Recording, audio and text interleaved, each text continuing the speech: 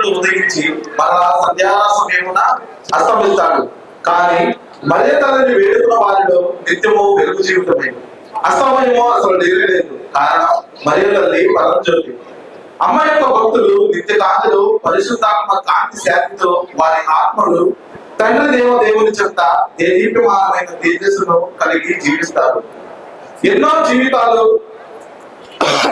చీకటి నుండి మరియమాత యొక్క కాంతి మార్గంలో ప్రయాణించి పునీతులుగా రూపొందారు. ప్రతి ఒక్కరూ మరియ తల్లిని అనుసరించి ఆమె యొక్క ప్రార్థనా సహాయమును పొందుకుని సువిశేష నాథుడిని పొందుకోవాలని ఈ కార్యక్రమం యొక్క ఉద్దేశం.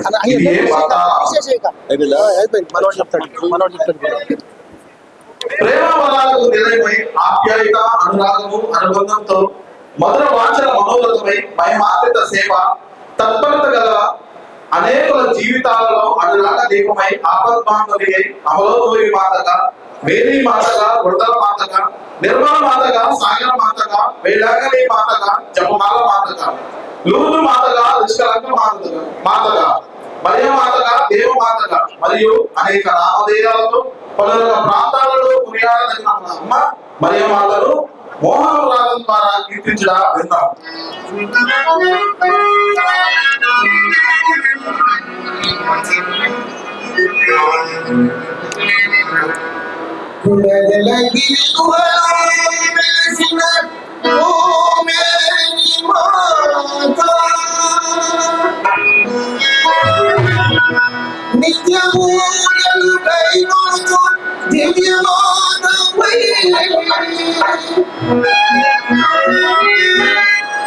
వరములకు నిలయమై భక్తుల వరలాలించి పాలించు సర్వోన్నత శిఖరాగ్రమణి భూషణమా, సర్వోన్నత శిఖరాగ్రమణి భూషణమా, సర్వోన్నత శిఖరాగ్రమణి భూషణమా, నమోస్తుతే.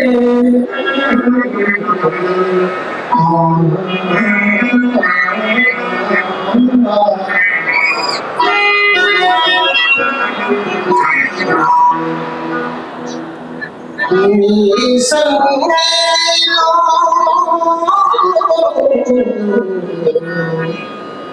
ఓ మేరీ మాతా దయగుణశీల, ఓ మేరీ మాతా దయగుణశీల, కన్యామురాయ దయామణి,